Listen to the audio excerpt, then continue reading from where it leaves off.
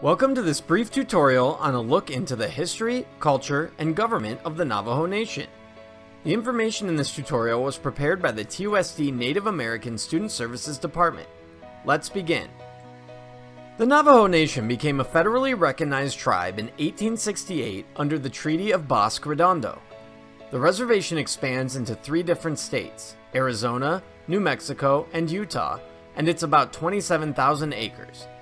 The Navajo Reservation is actually larger than the following 10 U.S. states: West Virginia, Maryland, Vermont, New Hampshire, Massachusetts, New Jersey, Hawaii, Connecticut, Delaware, and Rhode Island. Although the reservation is 27,000 acres, there are only 13 grocery stores on the reservation. The Navajo Reservation is also the only reservation that has another nation inside of it, the Hopi Reservation, which can be seen on this map as the gray area. There are 5 agencies that communities fall under, as noted by the different colors on the map. Within those 5 agencies, there are 88 chapter houses, or what we know as town halls, that serve as resource centers for rural communities to receive support and services from the Navajo tribal government. There are roughly 300,000 enrolled members, with about 173,000 living on the reservation. The Navajo Nation is the second largest Native American tribe in the United States, following the Cherokee Nation, which has 767,000 members. Now, let's look into a brief history of the Navajo, including the Navajo Long Walk, the boarding school era, and the Navajo Code Talkers in World War II. The United States believed they would be able to utilize the Navajo land in a much better way than the Navajo did. Their plan was to move the Navajo from their traditional homelands to an area in New Mexico that was proven to be barren and desolate. The United States Army infiltrated the Navajo homeland and burned entire crops of corn and peach trees, as well as killing all livestock they came into contact with. These efforts would lead to starvation and the eventual surrender of the Navajo. Stories are told of how groups of Navajo sought refuge in Canyon de Chelly and fought against the United States Army. In 1863, Navajo leaders Chief Manuelito and Chief Barboncito finally surrendered to the United States. Over 8,000 Navajo were forced to walk the roughly 250 to 500 miles to Fort Sumner, Bosque Redondo, in New Mexico. This was what the Navajo called the Long Walk. Over 200 Navajo men, women, and children perished during their journey to Fort Sumner. Pregnant women and elderly who could not keep up were shot and left for dead. It wasn't until 1868 when the Navajo were allowed to return to their traditional homelands. During their time in this internment camp, they endured harsh and horrific conditions. Diseases such as syphilis and smallpox broke out at Fort Sumner. Prisoners received very little food supplies and were given foreign items like coffee, flour, and lard to survive. The Navajo name for Fort Sumner, which can be seen here, roughly translates to the place of suffering. Here is a map of the 4 routes that were taken. The routes taken depended on where the Navajo were captured. You can see that they started at Fort Defiance in Arizona, traveled through Fort Wingate in modern-day Albuquerque, and finally made their journey to Fort Sumner. During their travels, some Navajo women and children were captured and sold into slavery by neighboring tribes or Spaniards. This is a song that came from the Navajo Long Walk when the Navajo were able to return home. Stories say that when they saw Mount Taylor in New Mexico, they cried with joy knowing that they were going home. This is a song that is sung usually during the summer ceremonies.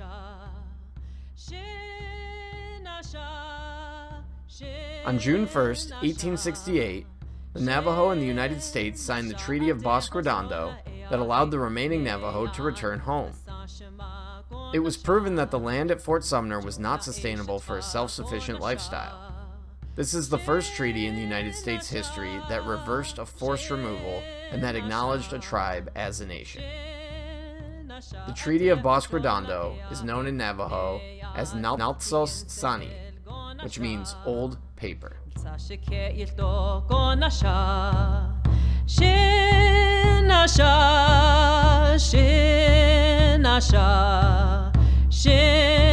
Nasha ate hoshon la ea he ne ya ahla gona sha ahla gona sha she nasha Shinasha ate hoshon la ea he neya Shitra hosole gonasha Shitsi hasin gonasha Shinasha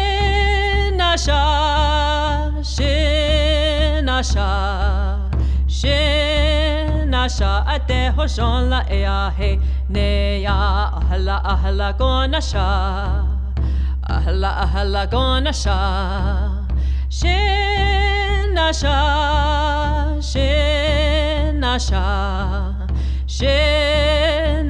ate hoshon la ea he neya Ahla gonasha Ahla gonasha Shinasha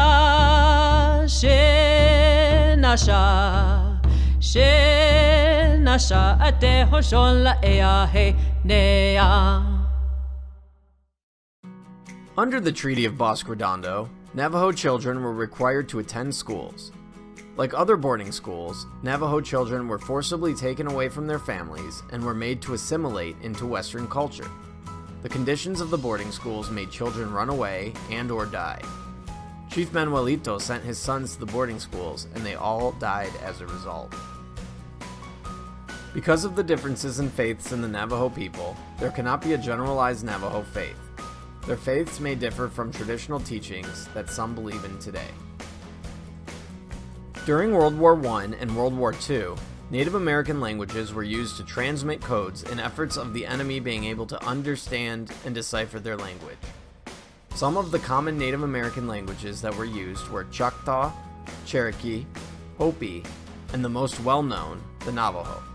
The Navajo language, like other Native American languages, is not a written language.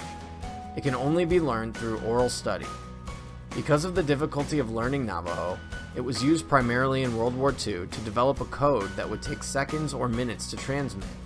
29 men created the code that took English words beginning with different letters of the alphabet to translate into Navajo that would correlate to the specific letter in the alphabet. Without the Navajo code talkers, the United States would not have been able to take Iwo Jima. After World War II ended, the Navajo code talkers were forced to take an oath of silence until 1982 when they were awarded the Certificate of Recognition under the Reagan administration. President Reagan declared August 14th as National Navajo Code Talkers Day. Here is the official code used by the Navajo code talkers. The first column is the English alphabet letters A through Z. The next column is the English code word for each letter. An example would be the letter B. The English code word was bear. And the third column is the Navajo translation for the code word. The last column is the modern-day spelling of those code words. The other examples here are code words and names for specific aircrafts and ships. The following video is of Peter McDonald Sr. providing an example of the code used to take Iwo Jima.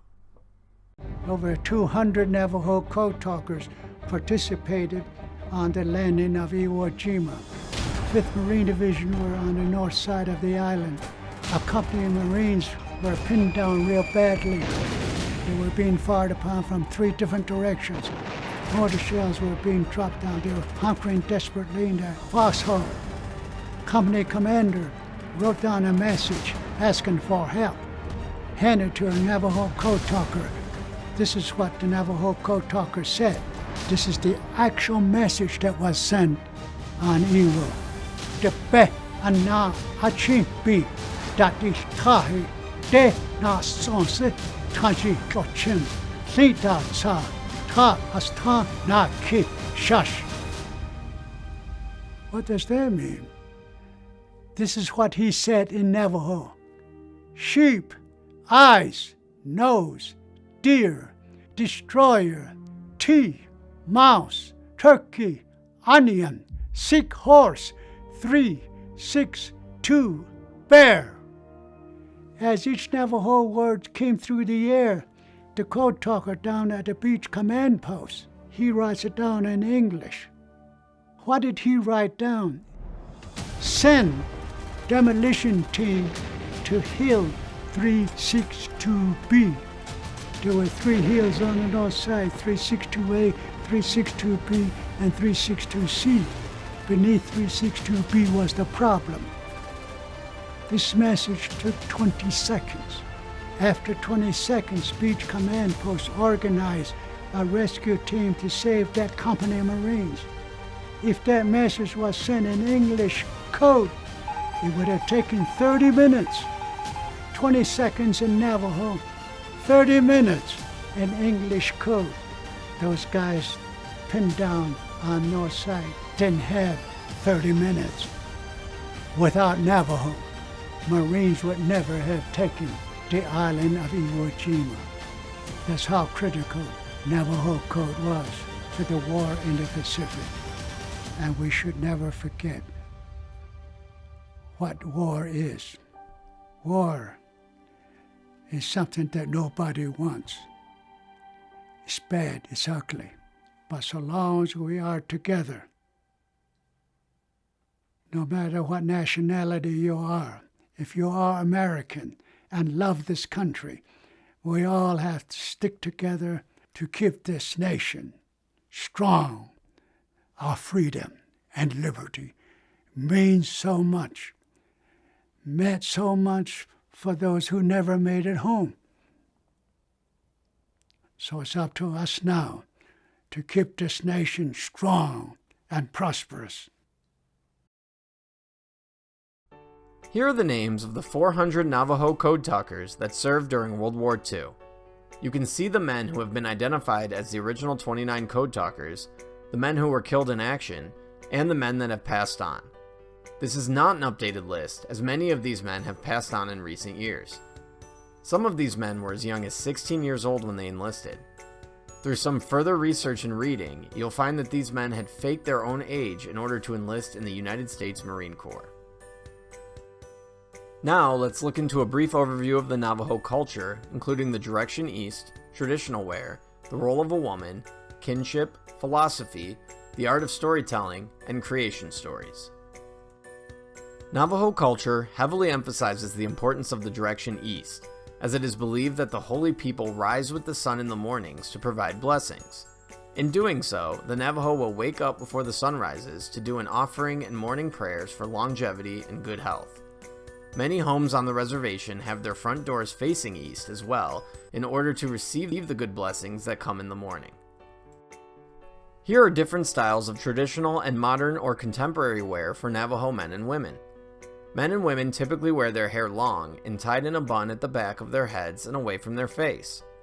Men wore jewelry like the concho belt and the bow guard on their left arm. Men would normally wear the high-top moccasins, but often opted for the low-top moccasins as well. Men also carried around a pouch they would store medicines and other items when they were riding their horses. Women have two different types of outfits. The first is the blanket dress. This is a dress woven on a loom using rug patterns and wool from sheep. This is usually a lot heavier and it provides warmth. The more contemporary and often seen outfits are a three-pleated skirt with a velvet top adorned with jewelry. Women can choose between the two moccasin types, low tops and the wraparound. The wraparound moccasins are often worn by women when they've had their coming-of-age ceremony done. Also included is what today's Navajo would typically look like. Older Navajo men have opted for the shorter haircut while still wearing moccasins and jewelry. Older Navajo women still wear their hair long and choose to wear their contemporary traditional outfits. The Navajo are a matrilineal society and have a heavy emphasis on the woman's role in ceremonies and stories. The Navajo receive their identity through their mothers before receiving their identity from their fathers. There are also coming-of-age ceremonies for young girls who have reached puberty that mimic the stories of the holy deity Changing Woman. There is now a Miss Navajo pageant that has many requirements for young women to meet, such as fluent Navajo speaking and comprehension skills, butchering and traditional cooking skills, traditional and contemporary talent, and extensive knowledge of the Navajo history and culture. The Navajo follow a clan system that help and teach people relationship building. A common teaching is that though there may not be an immediate family around or alive, there will always be a family through clan relationships. Navajo culture is heavily influenced by the philosophy of balance, peace, and harmony. The people believe in maintaining a balance between the physical state of being and the spiritual state of being. When an individual is out of sync, ceremony and prayers are used and practiced to help the individual return to the state of balance. Many Navajo teachings and stories are taught through storytelling, as Navajo is not a commonly written language. It's also a way for families to bond and spend time together, and it's a fun way to teach morals. For example, the silly stories of Coyote teach children the correct ways to behave. The Navajo creation stories are only told during the winter times, when certain animals are sleeping because of the weather.